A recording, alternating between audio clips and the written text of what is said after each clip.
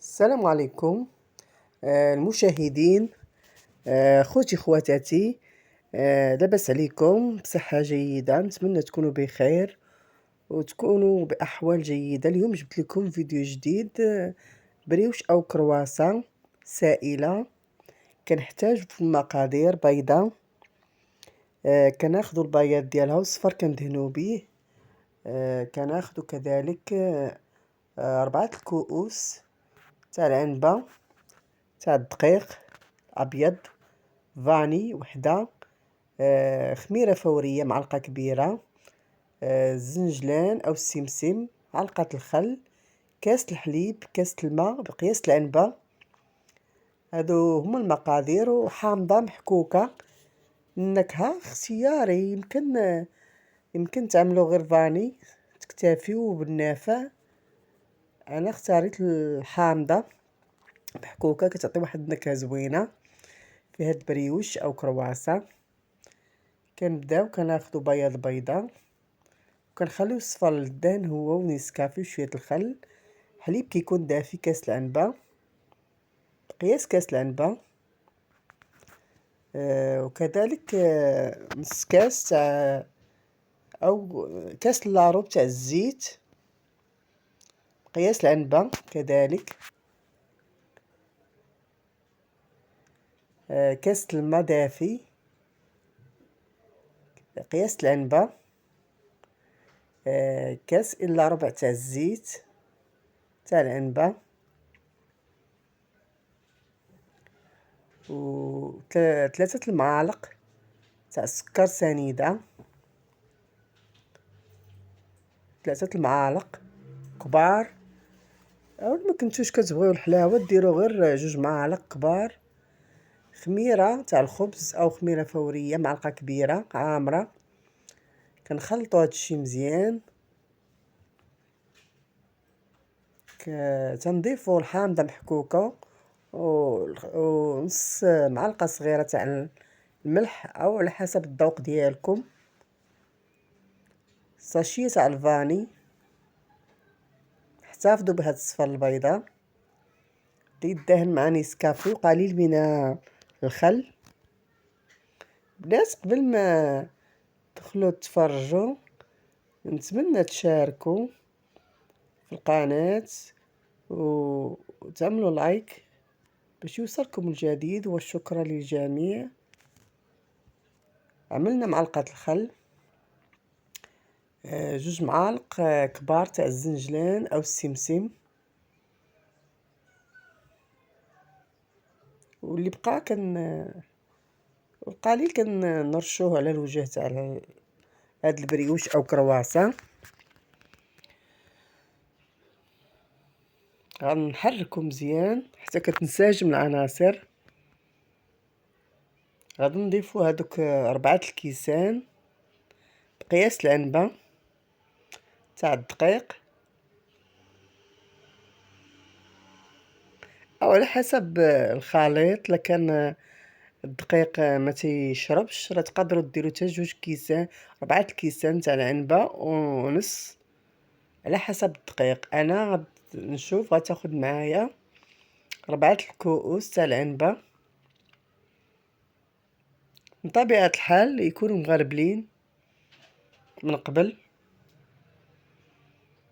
دابا غنضيفو هادشي دفعه واحده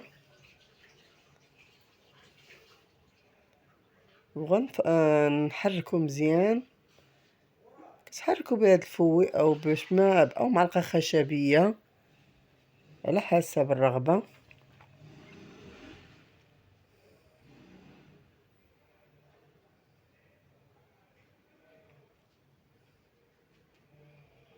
نخلطو مزيان.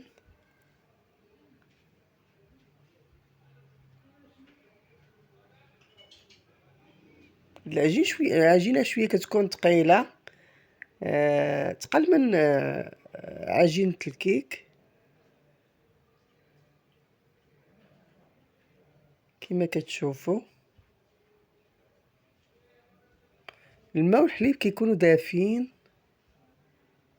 حامضه وحده محكوكه كما كتشوفوا، ها هو ثقيل تقل من عجينة الكيك. كنخلطو مزيان.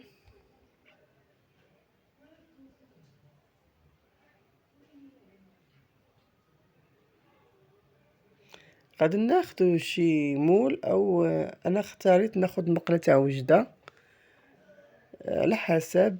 يمكن ديروا شي مول صغار من هاد المقلة. انا عندي هاد المقلة شوية كبيرة.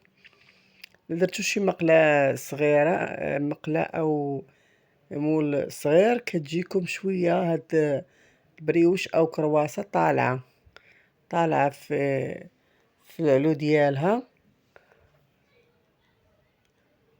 كنخلطو مزيان كما كتشوفوا حتى كينسجم هذاك الدقيق مع الخليط السائل. خديت هاد المقله، دهنتها بقليل من الزيت او الزبده، ورشيتها بالدقيق الابيض. كناخذ شي سباتيل او معلقه خشبيه، غنقادو بها هاد العجين كما كتشوفوا. يمكن الا بغيتوها تكون طالعه هاد الكرواسه او البريوش، كتاخدو شي مول او طاوه تكون صغير من هاد المقله، باش كتجيكم العلو ديالها طالع شويه.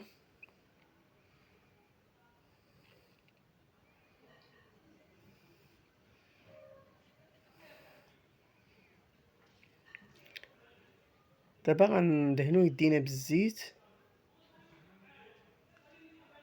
وغنساويوها، نقرصوها، نقادوها باش ما كتجيش جهه طالعه وجهه مهوده بحال هاد الشكل. هي راه كتلصق كما كتشوفوا.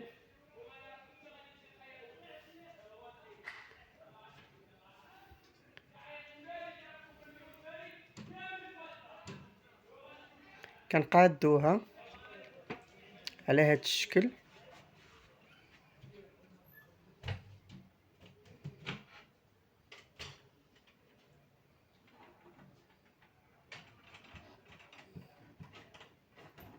كما كتشوفوا هي كتبقى تلصق العجينه ديالها.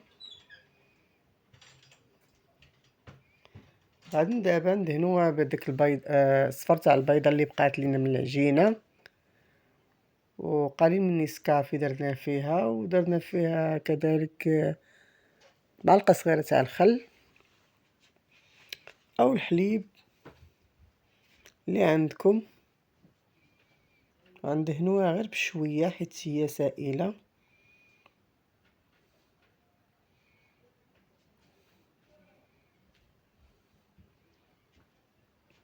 ناخذ نسكافي كما كتشوفوا.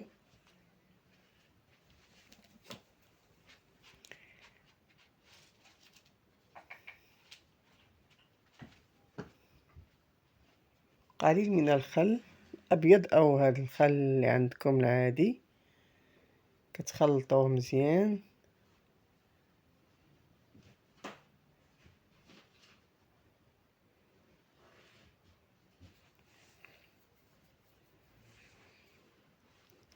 بحال هاد الشكل.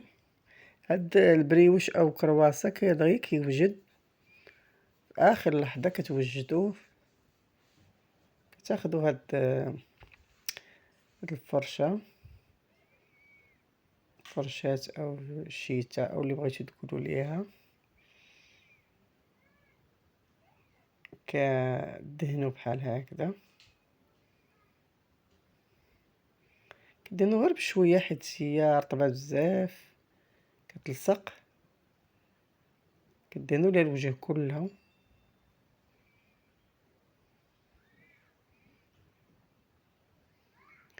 وكتخليوها كتخمر شي ربع ساعه.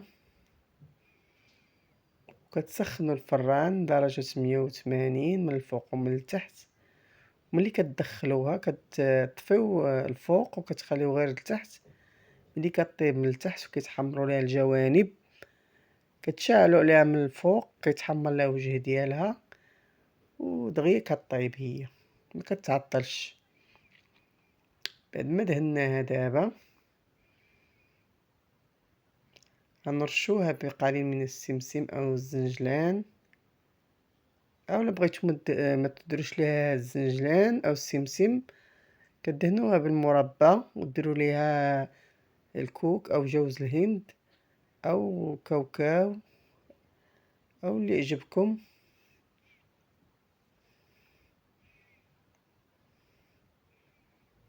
رشيناها بهاد السمسم أو الزنجلان وغنخليوها تخمر ربع ساعة أو 15 دقيقة. كنغطيوها